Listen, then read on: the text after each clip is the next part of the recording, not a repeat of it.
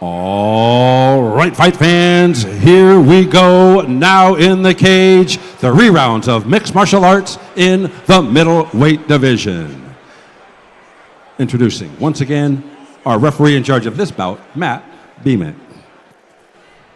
And now, introducing to you first, fighting out of the blue corner, he is wearing brown trunks trimmed in gold. He is training out of Saxon's Muay Thai and Paragon BJJ in Ventura by way of Cumberland, Iowa. He weighed in 186 pounds. Tonight, he is making his debut. Ladies and gentlemen, introducing Brendan Flathers.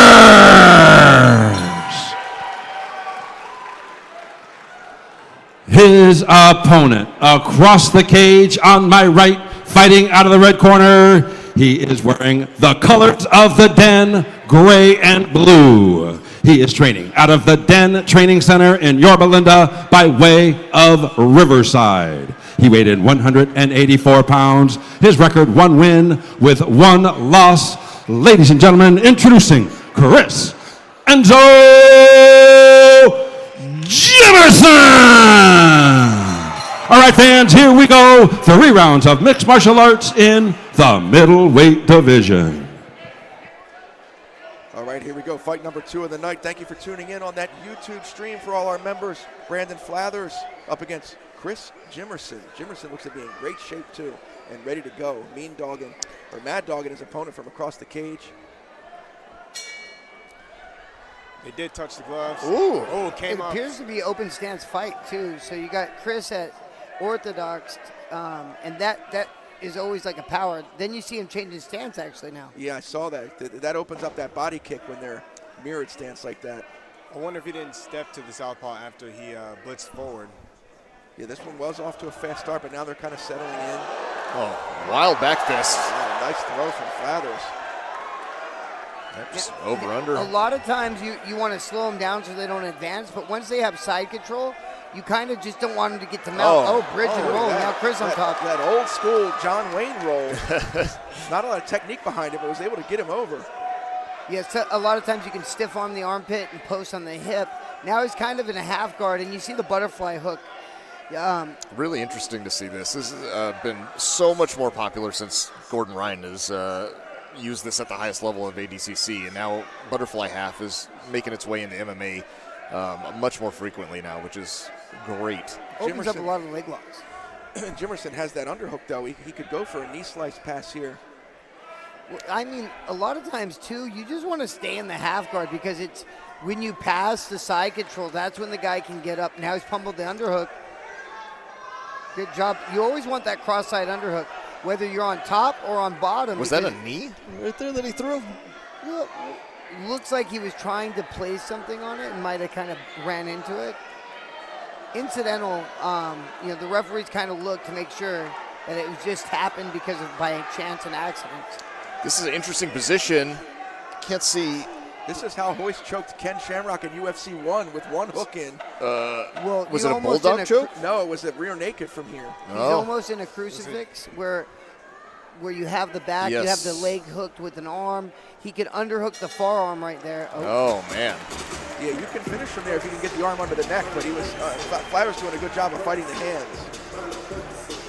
And that's a quick round. These 2-minute rounds go by fast. But there is no feeling out process. No, not a 2-minute round. You make the scoring criteria, effective striking or grappling, and a lot of times the next criteria is aggression, and then the third criteria is ring generalmanship or cage control. Right. So you look at aggression really wins a lot of the times because you don't get to judge too much, unless it was a round where the guy's on top majority of the time. Yeah, you'd be surprised at how tired you can get inside a 2-minute round, when you're just starting out in the game. Oh, I would not be surprised at all. Yeah, I mean, not you, for like people at home. Oh, yeah. Who might 1 think minute. 2 minutes. Yeah, right. 1 minute. You ever been in a street fight longer than a minute? It is not a pleasant feeling. Right. It's horrible. Oh, you train.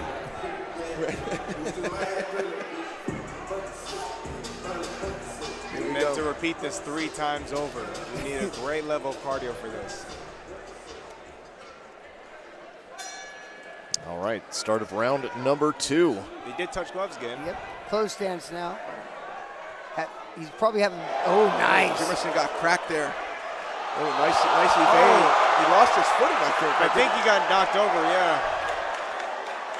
I like how he jumped on trying to get the finish. I like it too. And Jimerson now is, desperately trying to get back to his feet.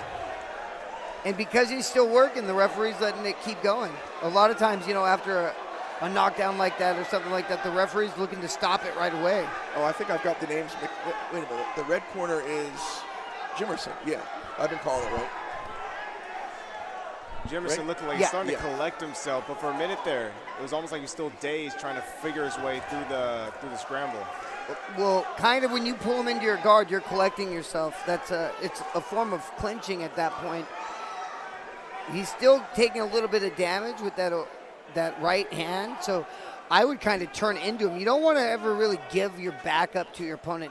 In the very beginning, they teach us that don't do that because they can choke you, and you'll see it a lot of times. You see that reverse straddle right there where he's slipping in between the legs. Now, it makes it very difficult for Chris. He only really has one option, turn to his knees and give up his back, and that's a tough thing to do when you're trained not to do that. Again, he's going to lose this round here, spending a good 90 seconds already pretty much on his back. He's got to do something to get back to his. He almost kicked him in the face. Yeah. He did get on top, though. He needs a strong finish here if he wants to try to steal this round. He's got to get busy. Oh, how do you like that? I didn't nice see reversal. that. Flathers had his leg. Trying to kind of like do a dip set where you come underneath, but he's got that $1 Million Dream or that gift wrap. The gift wrap, he's holding it and just punching. This is a tough round to judge. And you rarely see that from Wow, bottom. look at this. I don't That's ever seen good a grip. fight go along this way. Now, $1 Million Dream, is that a Ted DiBiase reference? Yeah, exactly. I haven't thought about that move in a long time. Yeah, he used to do that, and then with the other arm he would come. Yeah. Who won that round? Probably. I almost want to give it to It's got to be Flathers. Flathers for having the amount of control that he did. Yeah. But you got to remember, the thing is, when they do those judging clinics, you can steal around. Because So, the way it ended? 100% like a big shot, or like you end in a position controlled. Stealing around is a thing that they legitimate. I asked, I was like, wait, you guys saying that you just gave it to him because he ended right there? Because what about the rest of the round? They're like, well, no, because it looks like he could have finished him, but the round he was saved by the belt. There's things like that kind of make the judges feel like, oh no. So you got to be careful. Yeah. Makes sense. Again, we've seen some questionable judging before, so we almost never try to count the chickens before they hatch. But if I had to guess, I'd give that round to Flathers. But as Joe Daddy pointed out, you never know. You never know. I'd be curious to see the scorecard after this one if it goes the distance. They think it's 1-1 anyway, so they're going to go at it. Yep. Touch into the gloves, stay close stance. That was a nice check. Ooh. There's those kicks I saw in the back when he was warming up. He definitely can get him up there. Now that's vinyl though, so when you go high with a kick like that after like a teep, you could slip. You got to be careful. Yep. Looks like both fighters have slowed down somewhat. When you get tired like this, it's a good time to get very technical. Jimerson. Start looking to pick your shots. It looks. Oh, there he goes. Jimerson was marching in with his chin pretty high up. Now is loaded. Nice step and hook though. Over under clinch. Looking for a guillotine maybe, or coming up on top, trying to force him over. One-handed guillotine from half guard. It looked like Flathers almost tried to pull guard there and for into like a butterfly sweep. Yeah, and try to rock him back, but he didn't get that push back by Chris. Right. Now if he starts coming out the back, he decides to frame off the hips. He's going into Ashigarami. It looked like he was going for a leg entry there. You can reap. You can reap in California. You just can't use the reap as a submission. Oh, is that right? Mm-hmm. Interesting. So you can reap to get him off of you, push him away, but you can't reap and try to submit him. Mm-hmm. Here That's a good thing to know. Jimerson trying to force his way over into the mount. He's got that knee still trapped. Brandon shoving the leg back between his own legs. At this point, it's hard to say, like, should I recover guard or should I try to just give it up to get up? Yeah, scoot to the fence maybe. Try to get your feet up the fence. You got 30 seconds. You got to do something dramatic to change the view of the judges. Oh, yeah, man. Flathers not really showing any aptitude for getting out of mount here, and he's about to get gift wrapped. There's no sense of urgency at this point. Well, at least Brandon cleared the gift wrap off. Looking to get up, but he's taken some damage, and he's not able to make the angle that he wants. This could be a finish. Waning moments of this fight. Yeah, if that had gone another 5 seconds, we'd have got a TKO out of that, I think. And pretty even fight, all things considered. How do you have it, Joe? Well, I'm going to have to say, because of the way the round ended, that I'm leaning towards Chris. Yeah. Well, he definitely took round 3, I think. Yeah, with that strong the finish. first round, I mean, all the rounds are close. As a judge, it's hard when you're out there because there's 3 seats, so it's what you see.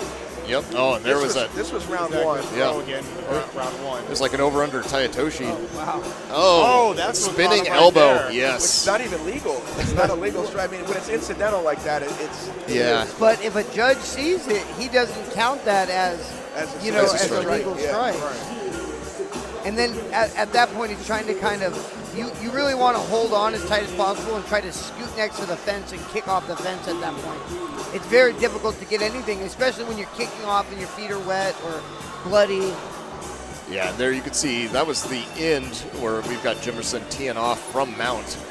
And Flathers was trying to knee him in the back to get his hands down, but it looked like Jimerson was too high up under the armpit, so wasn't able to mitigate that damage. But here we're going to the scorecard, see the decision.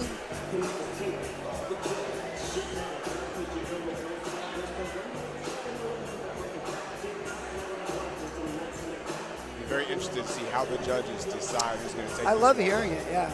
I could see maybe a judge giving all 3 rounds to Jimerson. Good. Ladies and gentlemen, after 3 rounds of action, we go to the scorecards. We have our decision. All 3 judges cage side scored the bout 29-28 in favor of our winner by unanimous decision, the red corner, Chris and Joe Jimerson. There you have it. We had it there. Yeah, all the judges had it 2 rounds to 1 for Jimerson. I think that's fair. I think Flathers had round 1, and then Jimerson took 2 and 3. I think that's a good call. Yeah.